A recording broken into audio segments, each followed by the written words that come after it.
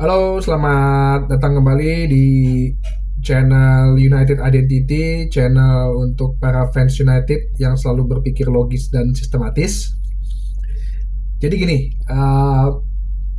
kemarin itu sekitar 2 hari yang lalu lah ya, berita di mana Manchester United akan bahasa kasarnya cuci gudang gitu ya.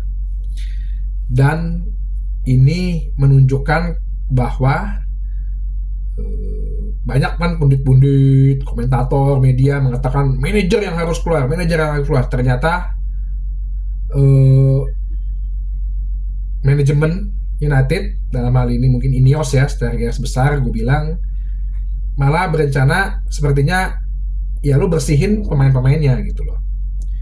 Gue rasa udah ada pembicaraan dengan Ten Hag. Kenapa dan apa yang terjadi? Bagaimana yang akan terjadi selanjutnya? Di mana Ten Hag ini sebetulnya bukanlah pelatih jelek. Dia pelatih yang bagus, bisa membawa Ajax, merebuild Ajax dengan permainan yang atraktif gitu ya.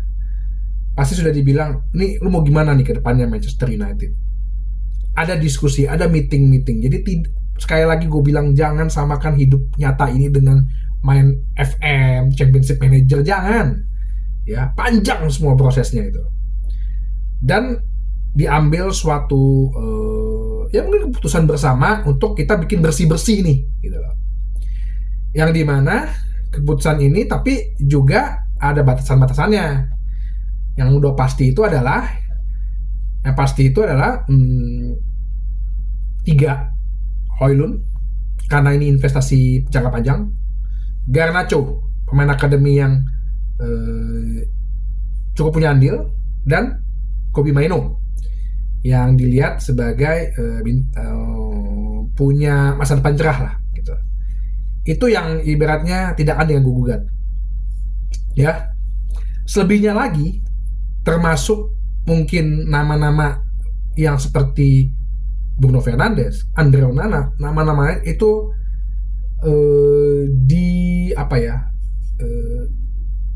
akan didengar jika ada penawaran.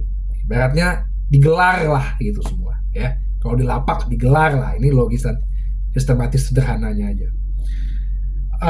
Gue jujur setuju dengan hal ini karena ya memang dengan 10 tahun terakhir lu ganti pelatih, 2 tahun ganti pelatih, lu pada nggak sadar sebenarnya kapasitas pemain lu kayak gimana sih, di samping behind the scene-nya, manajemennya, tim scoutingnya, tim trainingnya, tim medisnya, ya kan, tim recruitment, tim pembahasan gaji segala macam itu juga pasti dibenerin gitu.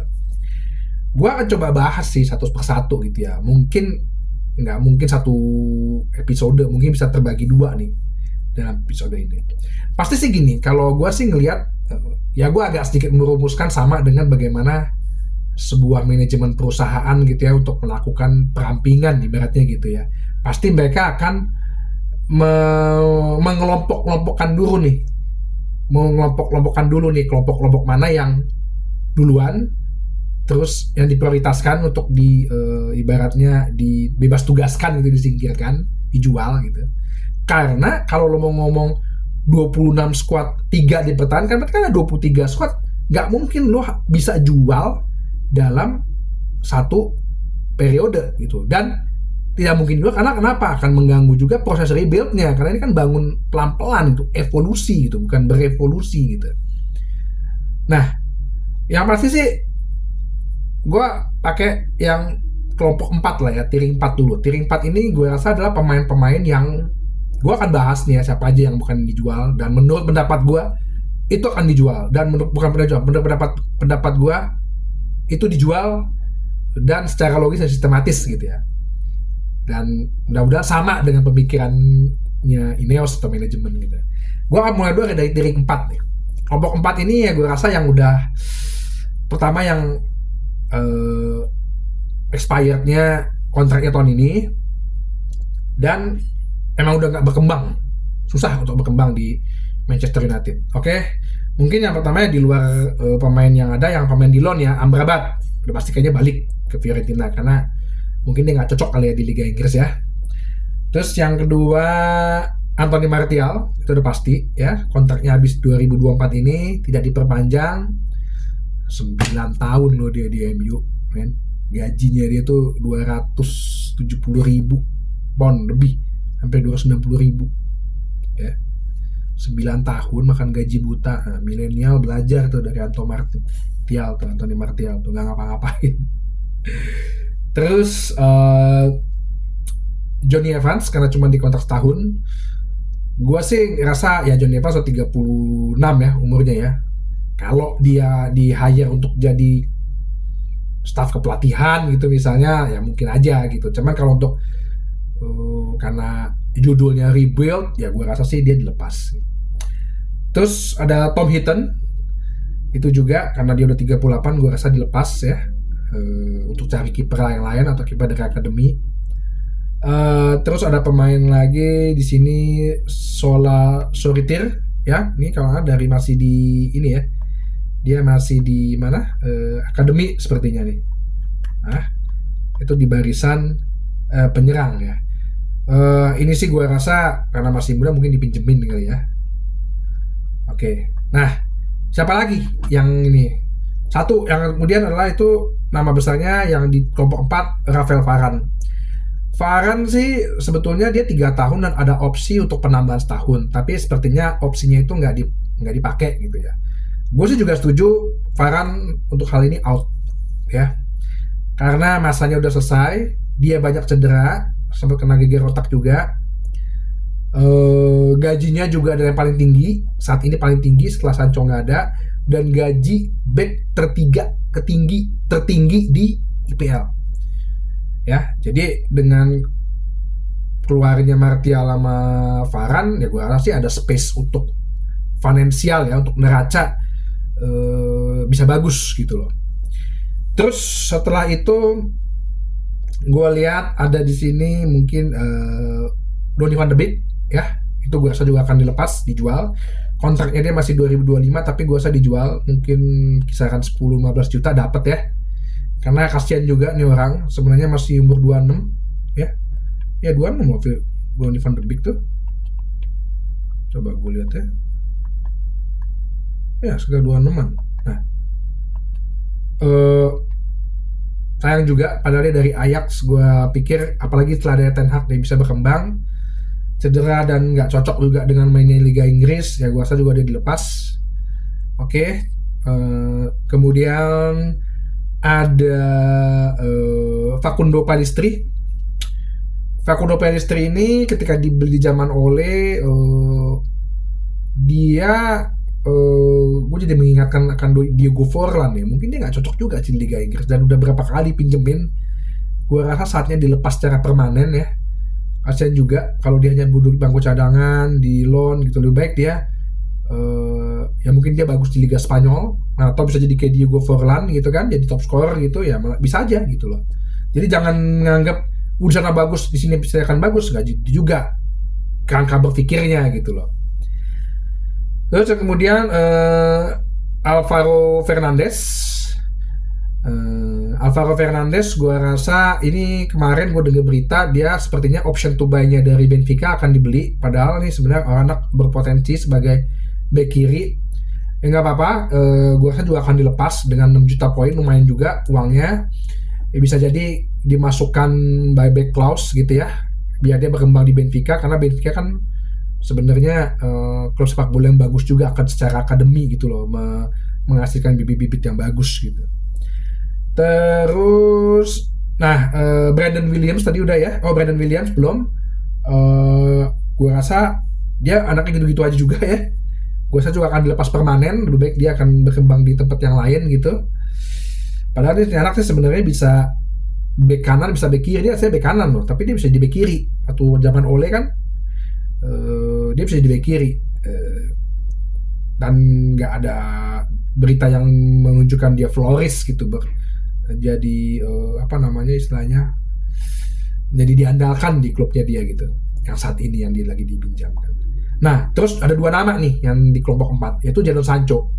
Jadon Sancho sih ya banyak sih yang muji-muji dia gara-gara kemarin katanya tadi malam wah lawan PSG, wah bagus ya, terserah lo deh. Kalau udah attitude, mendingan lo buang tuh main. Bagus dia bermain jago gitu, jadi biar harganya naik gitu. Jadi Dortmund ya 50 juta 60 juta pun bayar, nah aja. Dan ada pasti dia no balik, itu aja. Mungkin siapapun pelatihnya ya gitu. Terus yang satu lagi Greenwood ya, itu juga masuk dalam kelompok 4 yang ya mau nggak mau dia harus dijual. Gua ada satu episode khusus untuk Greenwood, silakan dulu simak. Gue rasa Ineos berpikir demi menghilangkan banyak masalah di luar teknis sepak bola gitu ya, ya kayaknya Mason Greenwood dijual 30-40 juta di Liga Italia, lumayan untuk nambahin kas. Oke, terus ada yang kelompok ketiga nih, yang gue bilang kelompok ketiga ini begini, kelompok ketiga yang satu kontraknya habis tahun depan 2025, yang kalau lo nggak jual sayang, nggak jadi duit gitu. Tapi ada juga yang kelompok ketiga ini mereka yang kalau gue bilang sih prestasinya biasa-biasa aja di Manchester United gitu loh, nggak jadi apa ya, nggak jadi ya mungkin karena cedera gitu loh, mungkin karena absen performanya menurun. Nah itu yang gue bilang di kelompok ketiga nih. Pertama yang gue bilang satu ya, gue sebut dulu dari jajaran back, Victor Lindelof. Nah ini Victor Lindelof ini apa ya, gue nggak melihat dia punya nilai tambah. Dia dari Benfica tahun 97, sekarang umurnya sekitar 29. Gue nggak ngeliat dia sebagai nilai tambah, dan bahkan banyak beberapa pertandingan gitu dia menjadi salah satu penyebab kita kebobolan gitu. Gue rasa dia untuk dijual, masih ada harganya, mumpung masih ada harganya, gue rasa dijual ya. Terus ada yang lagi end kontraknya itu di tahun depan itu Aaron Wan-Bissaka. Nah ini juga di jajaran back gue lihat kayaknya Aaron Wan-Bissaka dilepas ya, ada dilepas, yang gue tidak melihat dia sebagai back kanan modern saat ini ya. Shoot aja nggak bisa gitu, crossingnya nggak bisa, dan terakhir-terakhir defending dia juga udah nggak bagus gitu loh.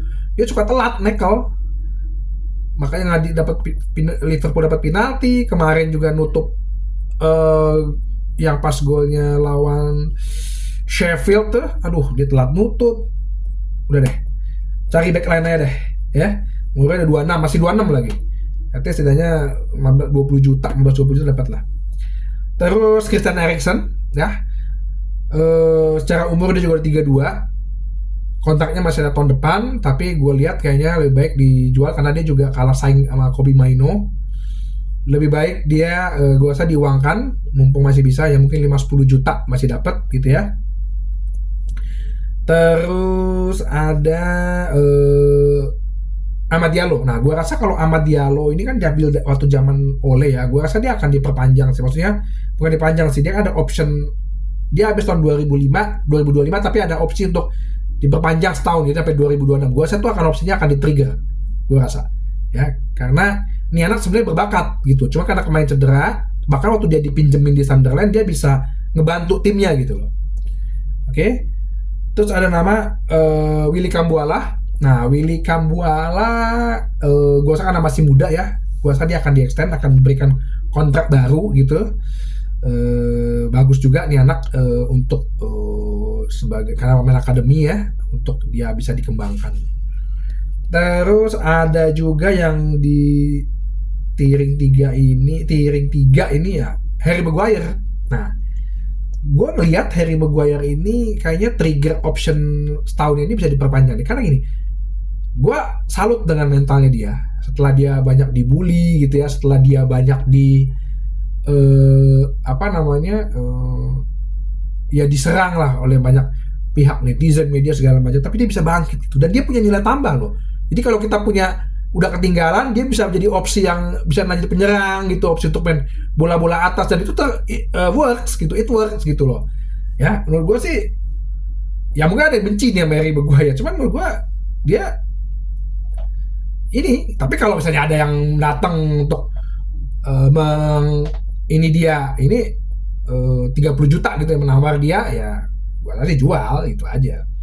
Oke, terus ada Scott McTominay. McTominay ini juga pemain yang unik ya. Banyak yang bilang suruh jual sih sebenarnya. Cuman ini juga jadi bisa super sub sih. Dia tahun depan 2025 habis kontraknya, tapi gue melihat bahwa karena dia lagi cedera juga ya, bisa jadi akan menunggu Euro 2022 nanti, 2024 nanti gitu. Kalau penampilan dia bagus dan kemudian ada penawaran dari klub lain mungkin 30-40 juta, gue rasa dilepas. Dan gue yakin dan gue mau juga ya lepas aja gitu loh. Tapi kalau misalnya nggak ada, karena kan gini, jual pemain juga nggak segampang yang lo mainin di FM gitu loh. Lo balik harga, agen nggak suka dengan fee-nya, pemainnya mungkin nggak suka dengan klubnya yang beli, atau tempat di sana rumahnya nggak enak, tempat tinggalnya banyak faktor ya. Jadi jangan berpikir bahwa ya jual beli pemain, transfer pemain ini kayak di game aja gitu ya. Uh, Terus yang terakhir mungkin Tyrell Malaysia gitu. Nah, Tyrell Malaysia ini juga kayaknya karena cedera ya, gue rasa nggak akan banyak sih pemain klub lain yang akan mengejar, dan apalagi dia cuman 12 juta belinya. Itu dulu sampai tiering 3, nanti kita akan lanjut di yang tiering kelompok 2-nya sama kelompok 1-nya ya, di episode 2-nya. Sampai jumpa kembali di bahasan berikutnya di United Identity, channel untuk fans United yang selalu berpikir logis dan sistematis. Oke, sampai jumpa.